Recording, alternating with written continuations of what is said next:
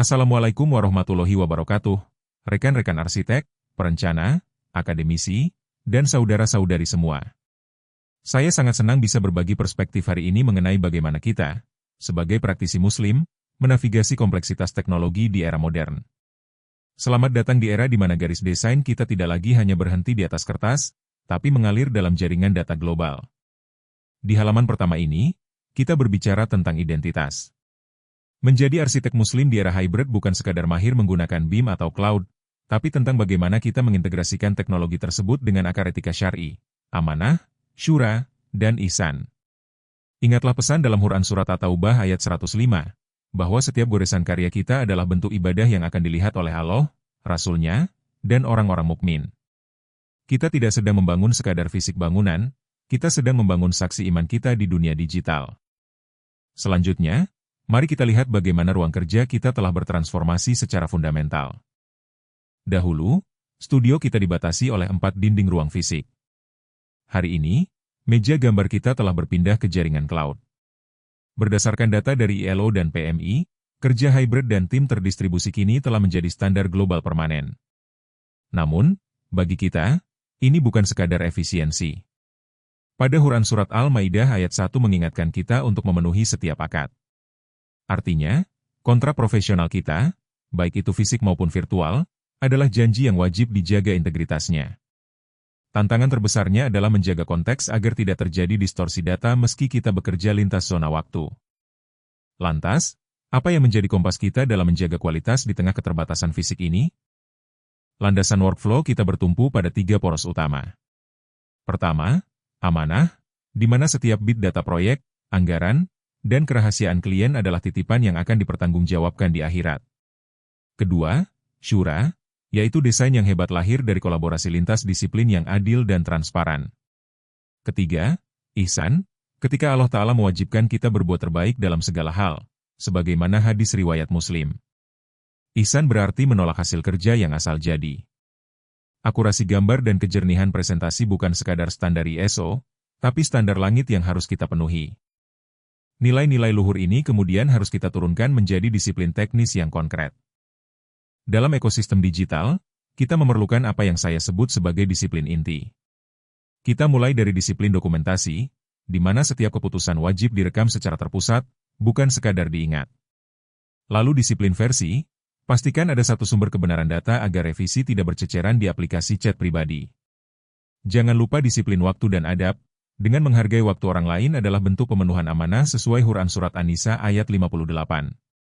Komunikasi di layar harus tetap santun, ringkas, dan menghargai lawan bicara. Disiplin ini menjadi krusial saat kita menghadapi kompleksitas koordinasi antar disiplin ilmu.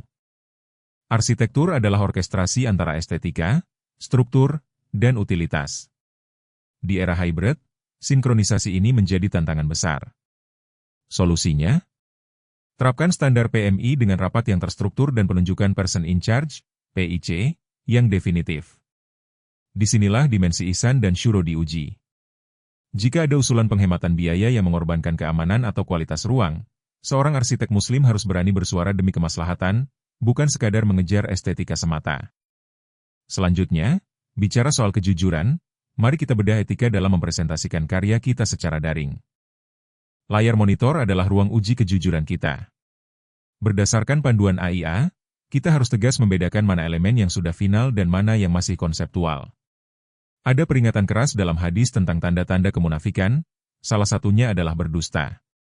Dalam konteks kita, manipulasi visual melalui render CGI yang menyesatkan keputusan investasi klien adalah bentuk pengkhianatan terhadap amanah proyek. Gunakan teknologi untuk menjelaskan kebenaran, bukan menyembunyikan kekurangan.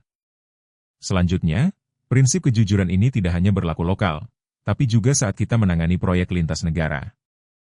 Islam adalah agama yang melampaui batas geografis. Quran Surat Al-Hujurat ayat 13 mengingatkan bahwa perbedaan bangsa dan suku adalah untuk saling mengenal. Dalam praktik global, ini berarti kita harus memiliki sensitivitas lintas batas, menghargai perbedaan zona waktu, hari libur, dan budaya tanpa memaksakan dominasi satu pihak. Distribusi informasi harus adil. Setiap mitra, termasuk freelance di negara berbeda, berhak atas data desain yang penuh agar mereka bisa bekerja dengan presisi. Kejelasan akad sejak hari pertama adalah kunci. Namun, kita juga harus waspada terhadap risiko-risiko yang muncul dalam ekosistem hybrid ini. Bekerja secara hybrid memiliki risiko operasional yang nyata, mulai dari fragmentasi informasi hingga kelelahan digital atau Zoom fatigue. Mitigasi teknisnya sederhana namun esensial. Buat saluran komunikasi satu pintu dan jaga kohesi tim melalui kolaborasi proaktif. Secara syar'i, ini adalah upaya kita menjaga silaturahim profesional. Ingatlah hadis riwayat Abu Daud, tunaikanlah amanah kepada orang yang mempercayaimu. Dengan mitigasi yang tepat, kita mencegah kerugian biaya dan menjaga kesehatan mental tim kita. Lebih jauh lagi, bahkan ruang virtual kita sendiri sebenarnya adalah perpanjangan dari adab kita.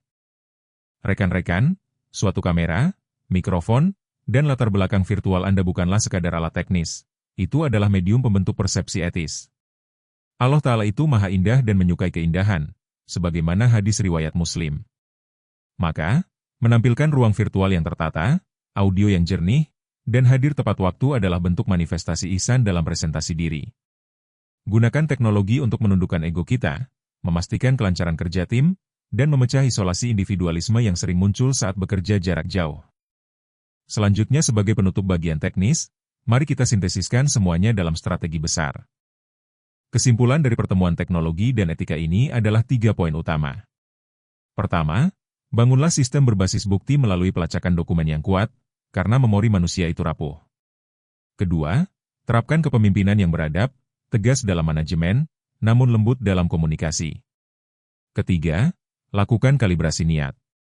Ubahlah setiap rutinitas sinkronisasi file dan revisi desain menjadi instrumen amal saleh. Sesuai Quran Surat Al-Maidah ayat 2, mari kita tolong-menolong dalam kebajikan dan takwa, bukan dalam pelanggaran. Akhirnya, sampailah kita pada refleksi penutup perjalanan kita hari ini. Ekosistem kerja akan terus berevolusi seiring perkembangan BIM dan tren global. Namun, nilai-nilai dasar Islam adalah jangkar yang takkan lapuk oleh zaman. Arsitek Muslim level internasional sejati bukanlah mereka yang sekadar mahir perangkat lunak terbaru, tapi mereka yang menjadikan setiap tarikan garis dan sinkronisasi file sebagai kesaksian iman. Mari kita bangun ruang yang tidak hanya indah secara estetika, tapi juga diridai Allah Ta'ala dan membawa maslahat bagi semesta. Carilah kebahagiaan akhirat melalui apa yang Allah Ta'ala anugerahkan di dunia ini. Quran Surat Al-Qasas ayat 77. Terima kasih. Jangan lupa untuk terus berkarya dengan ihsan. Wassalamualaikum warahmatullahi wabarakatuh.